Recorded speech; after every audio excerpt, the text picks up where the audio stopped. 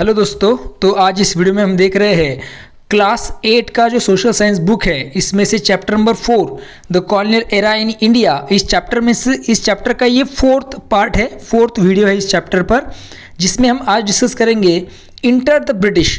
इसके बारे में हम आज इस वीडियो में डिस्कस करने वाले हैं। अगर वीडियो आपको अच्छा लगता है तो चैनल को लाइक, शेयर और सब्सक्राइब ज़रूर कीजिएगा। चलिए फिर बिना बात गवाए शुरू करेंगे इंटर द ब्रिटिश, इस पॉइंट को डिटेल में समझने के लिए। इंटर द ब्रिटिश, ब्रिटिशों का प्रवेश। Britain dominated the Indian subcontinent for nearly 2 centuries. Nearly means लगभग 200 सालों तक भारतीय जो उपमहाद्वीप है, इंडियन सब कॉन्टिनेंट, इस पर ब्रिटेन ने शासन किया, राज किया। How did this happen? ये कैसे हुआ? Many books have dissected the methods of British rulers. कई ऐसी किताबें हैं जिन्होंने ब्रिटिश शासकों के जो तरीके हैं, उनकी जो स्ट्रैटेजीज है, उनको विस्तार से समझाया है। We will not attempt to tell a complete story. या हम पूरी कहानी नहीं बताएंगे, हम उसके बारे में देखेंगे भी नहीं, तो but will focus on the main aspects of their colonial presence in India. इसके अलावा हम क्या करेंगे, तो भारत में जो ब्रिटिश है उनके शासन के जो मुख्य ऐसे पहलू है, उन पर सरल रूप से हम ध्यान देंगे, उनके बारे में हम यहाँ पे समझेंगे। क्या तो सबसे पहले दिखाई दिया, देखो क्या बताया उन्होंने, फ्रॉम ट्रेडर्स टू रूलर, व्यापारी से शासक तक। मीन्स वो आए ट्रेडर्स बनकर और बाद में वो रूलर्स बन गए। इसके बारे में हम इसमें समझेंगे। तो शुरुआत में क्या दिया, देखो, the British conquest of India is one of history's most remarkable example of how a trading company could transform into an imperial power. भारत पर जो ब्रिटिशों ने जीत हासिल की, उन्होंने जो अधिकार स्थापित किया भारत पर, ये इतिहास का एक अनोखा ऐसा उदाहरण है। रिमार्केबल, अनोखा ऐसा वो एग्जाम्पल है, क्योंकि इंडिया में खास करके जो ब्रिटिश थे वो एक व्यापार करने वाली वो कंपनी थी, और धीरे धीरे वो क्या बन गई, तो ट्रांसफॉर्म हो गई किसमें, तो इनटू द इंपीरियल पावर, एक साम्राज्यवादी वो शक्ति बन गई। ये एक इतिहास का अनोखा एग्जाम्पल है। Unlike classic conquests, the British takeover of India was gradual, calculated and often disguised as commercial enterprise rather than military invention। अभी यहाँ पे कोई ऐसे युद्ध से अचानक जीत नहीं हुई। मीन्स अनलाइक क्लासिकल कॉन्क्वेस्ट, जो पहले जो युद्ध होते थे और उससे जीत पाई जाती थी, वैसे ये नहीं हुआ है। तो ब्रिटिश ने क्या किया, तो बहुत सोच समझकर धीरे धीरे, और सबसे पहले तो वो व्यापार के नाम पर भारत पर उन्होंने कब्जा किया। किसी भी तरह का कोई सैन्य आक्रमण से उन्होंने ऐसा कब्जा नहीं किया, कोई मिलिट्री इन्वेंशन उन्होंने नहीं किया। क्या व्यापार के नाम पर उन्होंने भारत पर कब्जा किया, ठीक है। धीरे धीरे ग्रेजुअली सब चीज़ें उन्होंने की। The English East India Company was establish as a trading company and was granted a royal charter by Queen Elizabeth first which gave it special powers to raise a private army for instance. अभी ये जो English East India company है, ये एक व्यापारिक company के रूप में बनी थी, एक ट्रेडिंग कंपनी के रूप में वो बनी थी, ठीक है। और इसे क्या किया, तो रॉयल चार्टर दिया था, किसने, क्वीन एलिजाबेथ फर्स्ट ने। और इसके तहत, उस रॉयल चार्टर के तहत इन्हें कुछ खास ऐसी शक्तियाँ मिली थी, स्पेशल पावर्स उन्हें मिली थी, जैसे कि to raise a private army, वो क्या कर सकते थे, अपनी निजी सेना वो बना सकते थे। ये अधिकार उनको दिया गया था by the Queen Elizabeth first.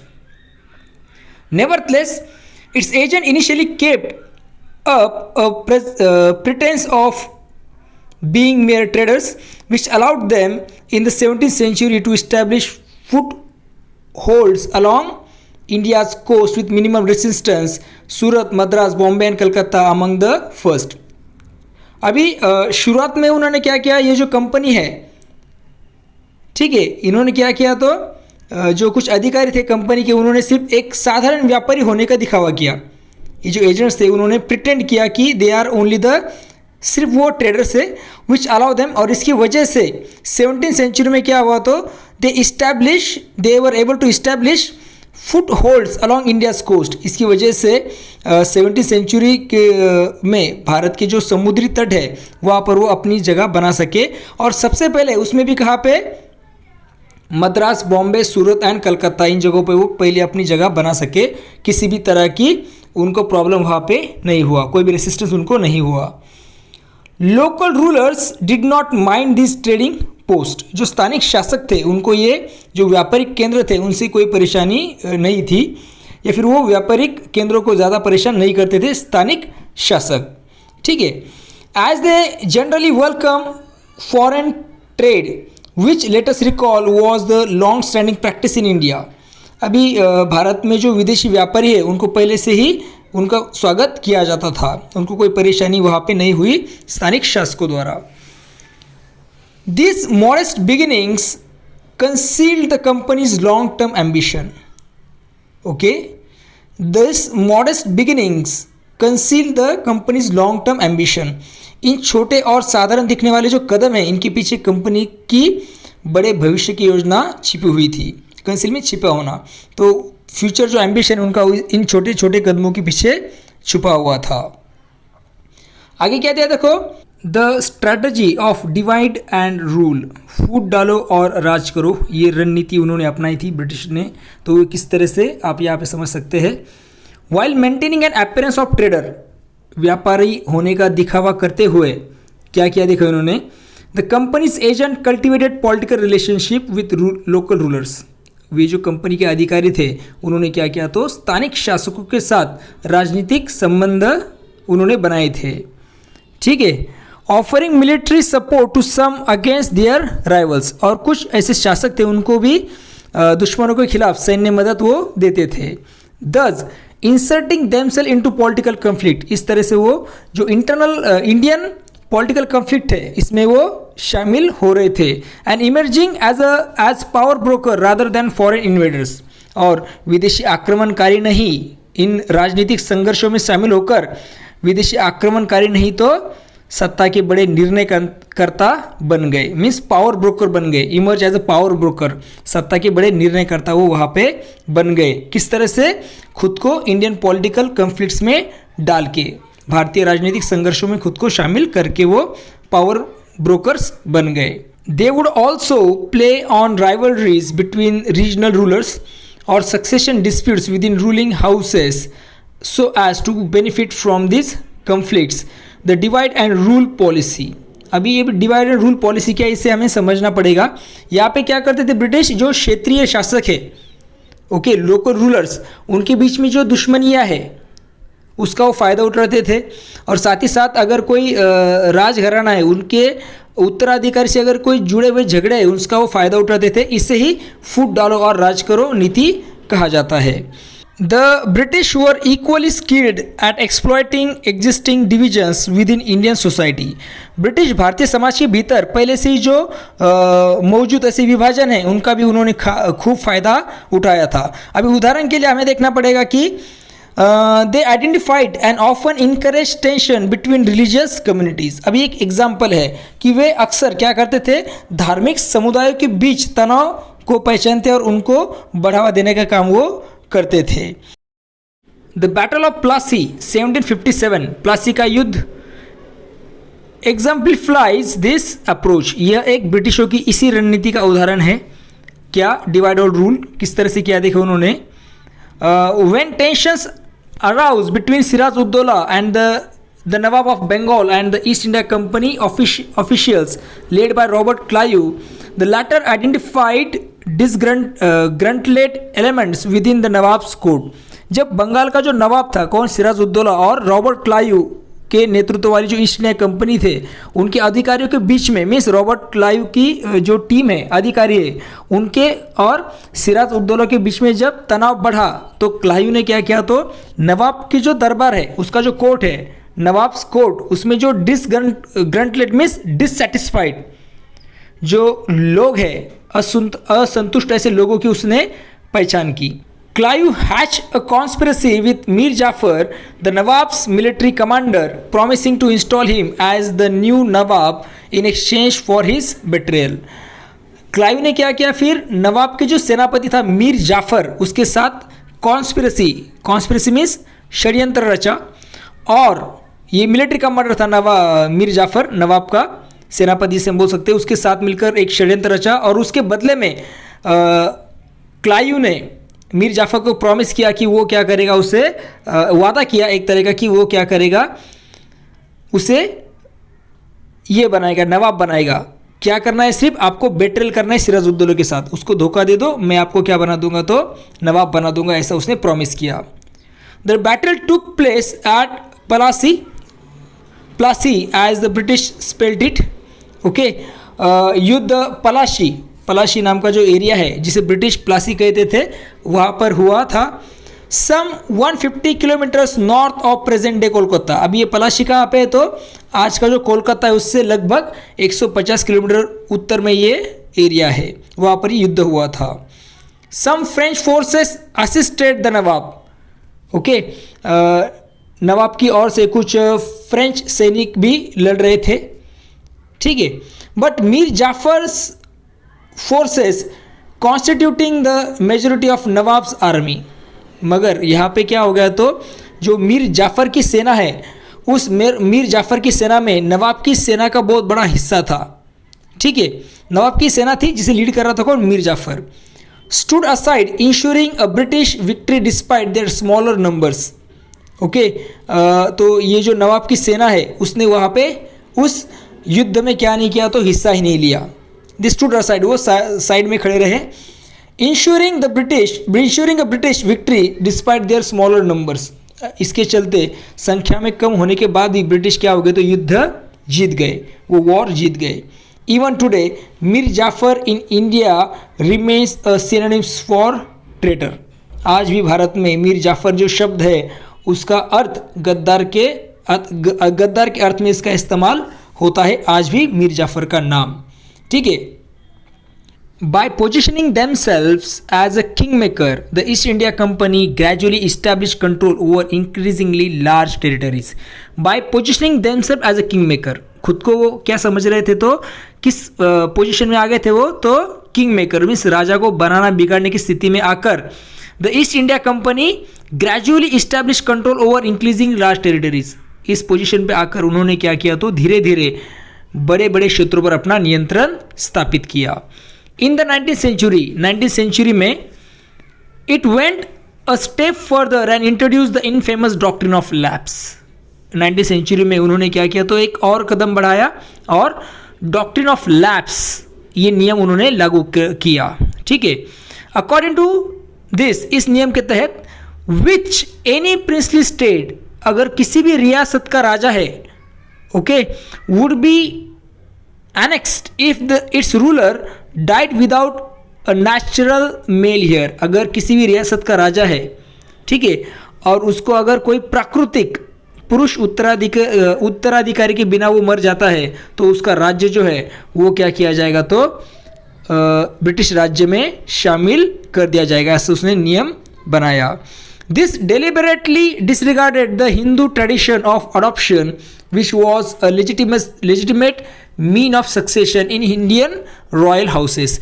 ये जो नियम था वो हिंदू परंपरा को पूरी तरह से उसमें नज़रअंदाज किया गया था, जिसमें okay which was a legitimate mean of succession in Indian royal house, जिसमें जो दत्तक पुत्र को उत्तराधिकारी बनाने का एक मान्य प्रथा थी और राज्य घरानों में बिल्कुल इसे स्वीकार किया गया था।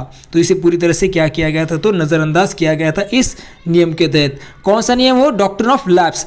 इसका सीधा सीधा मतलब अगर कोई राजा है, अगर उससे क्या नहीं होता है, पुरुष उत्तराधिकारी नहीं होता है, मेल उत्तराधिकारी अगर उससे नहीं होता है, तो उसकी जो पूरी रियासत है वो किस में मिल जाएगी, तो ब्रिटिश गवर्नमेंट में वो मिल जाएगी, ऐसा उन्होंने डिसाइड किया था। अभी डोंट मिस आउट, ध्यान दे क्या है, इन द इंडियन कॉन्टेक्स्ट, भारतीय संदर्भ में, a princely state was a region that remain under the rule of an Indian princes, महाराजा और नवाब, but which had accepted British protection and guidance in exchange for maintaining internal autonomy.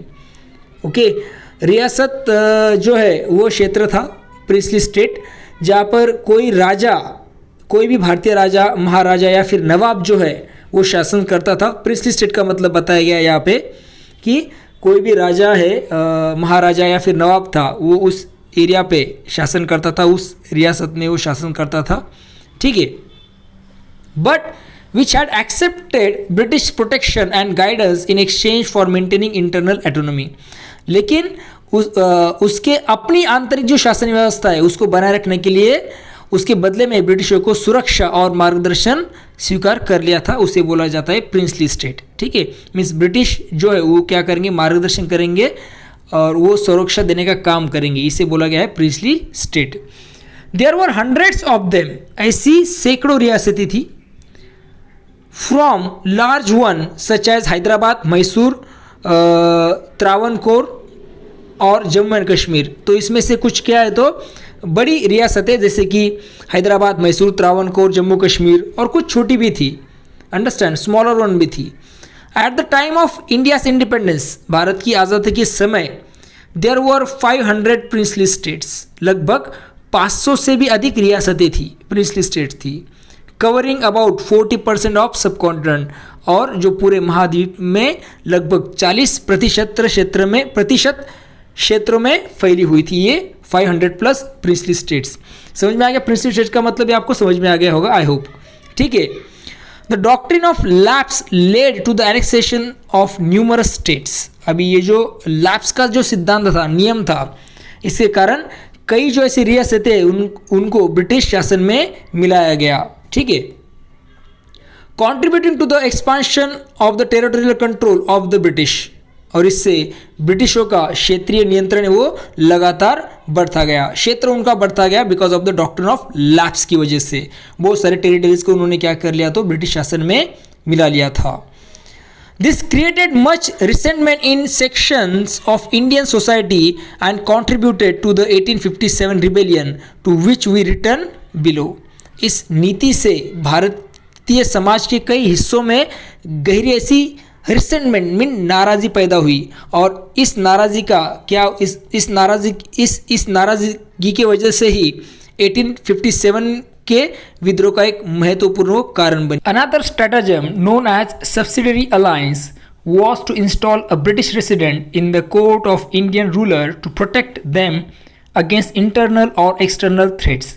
और एक ऐसी चाल जिसे बोला गया है सब्सिडियरी अलायंस, सहायक संधि, इसे ब्रिटिशों ने अपनाया।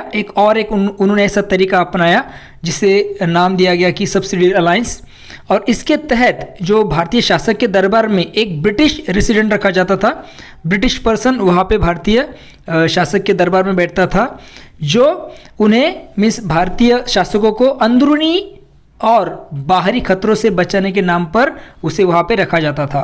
वो मदद करेगा इन शासकों को बाहरी और अंदरूनी खतरों से बचने के लिए। इसके नाम पर उन्होंने ये सब्सिडियरी अलायंस बनाई थी। एक ऐसी नई चाल थी उनकी, भारतीय शासकों की जो टेरिटरी है उसे छीनने की। इसके तहत इन एक्सचेंज, इसके बदले में अभी ये रेसिडेंट रखा है, इसके बदले में भारतीय शासकों को क्या करना पड़ता था, they would have to maintain British troops at their own expense and conduct foreign relations only through the British। इसके बदले में जो भारतीय शासक है उनको अपने खर्च पर ब्रिटिश सैनिक रखने पड़ते थे, मीन्स भारतीय शासक उसके पैसे देंगे ब्रिटिश सैनिक रखने के, और उनकी जो विदेश नीति है वो केवल ब्रिटिशों के माध्यम से ही चला सकते थे। ये कि सीधा सीधा उसमें प्रोविजन था, किसमें, सब्सिडियरी अलायंस में। While appearing to preserve the sovereignty of princely state, अभी ऐसा दिखता था कि जो प्रिंसली स्टेट है, रियासतें हैं, वो सुरक्षित है, स्वतंत्र है, वो सोवेरिगन है, मीन्स उनके पास स्वायत्तता है, ऐसा ऊपर से दिख रहा था। The system effectively transfer real power to British, और असल में देखा जाए तो शक्ति जो है वो ब्रिटिशों के हाथ में चली जाती थी। दिखने में तो सोवेरिगन दिख रहा है मगर पावर जो है ब्रिटिश के हाथ में चली जाती थी। while burdening Indian rulers while the cost of their own subjugation, और भारतीय शासक जो है वो अपनी ही क्या बोल सकते हैं हम, इस तरह के वश में वो जाते थे कि खुद की जो दास्ता है, ओके, वो सब बर्डन फेस करते थे उन ब्रिटिशों को संभालने का, उनके जो सैनिक है उनका खर्चा उठाने का काम ये लोग कर रहे थे। मीन्स खुद वो स्लेव बनते जा रहे थे, किसके, ब्रिटिश के, और स्लेव बनने का खर्चा भी वो खुद ही उठा रहे थे। कौन, they our Indian what we can say that kings, उस टाइम के जो किंग्स होंगे या फिर प्रिंस स्टेट्स होंगे, ये सब चीज़ें कर रहे थे। The ruler of Hyderabad was among the first to enter such an alliance in 1798। Hyderabad के जो शासक है उन्होंने सबसे पहले, मैं सिर्फ भारतीय राजाओं में सबसे पहले कौन, तो हैदराबाद के जो शासक है उन्होंने 1798 में इस तरह की जो संधि है, अलायंस में वो उन्होंने प्रवेश किया, मीन्स एक्सेप्ट कर लिए संधीय अलायंस। सेवरल अदर सुन फॉलोड, और बाकियों ने भी इसी तरह यही रास्ता अपनाया, वो भी अलायंस में चले गए, बाकी राजा भी। This so called alliance allowed the British to control vast territories. इस तथाकथित संधियों ने ब्रिटिशों को बिना सीधे शासन के प्रशासकीय खर्चे उठाए। Without administrative cost to direct rule, means direct rule करना है, इसके लिए जो एडमिनिस्ट्रेटिव कॉस्ट है वो पूरी तरह से किसका, ब्रिटिशों का बच गया। और इस तरह से वो क्या कर रहे थे, तो वास्ट टेरिटरी पर खुद का कंट्रोल कर रहे थे। Creating what was called an empire on the cheap, और इसे ही कहा गया है कम खर्चे में बनाया गया साम्राज्य। मतलब समझ रहे हैं आप कि अलायंस की वजह से ब्रिटिश क्या कर रहे थे, बहुत बड़ी टेरिटरी को कंट्रोल कर रहे थे बिना कोई एडमिनिस्ट्रेटिव कॉस्ट दिए, और इसे बोला गया है an empire on the cheap, कम खर्च में बनाया गया साम्राज्य। Once a state enter this system, एक बार अगर कोई रियासत इस प्रणाली में शामिल हो जाती है, existing it was virtually impossible, तो बाहर निकालना उससे बाहर निकलना लगभग क्या था, तो असंभव होता था। As any attempt to break free would face overwhelming British military response, अगर कोई ऐसा क्या करता है, अगर ऐसा कोई अटेम्प्ट भी करता है स्वतंत्र होने का इससे, तो ब्रिटिशों की जो भारी सैन्य कार्रवाई का उससे सामना करना पड़ता था। इस तरह से डिवाइड और रूल और ऐसी इस तरह की ट्रिक्स यूज़ करके ब्रिटिशों ने क्या किया, तो बहुत बड़े एरिया पे कंट्रोल बना लिया था। अभी आज हम यहाँ पे रुकने वाले हैं, अपना यह वीडियो हम ख़त्म करेंगे। आगे जो फ्रॉम पैराडाइज टू हेल, ये हम अगले वीडियो में समझेंगे। आई होप आपको जो आज का जो अपना पॉइंट है, that is what is that, enter the British, ये आपको अच्छे से समझ में आ गया है। अगर आपकी कोई कुछ सूचना है या फिर कोई प्रॉब्लम है तो मुझे कमेंट सेक्शन में बताना मत भूलिएगा। तो चलिए फिर मिलते हैं नए वीडियो के साथ। देखते रहिए सुबोध फाउंडेशन हिंदी, अपना यूट्यूब चैनल को लाइक शेयर और सब्सक्राइब ज़रूर कीजिएगा। तब तक के लिए thank you and take care.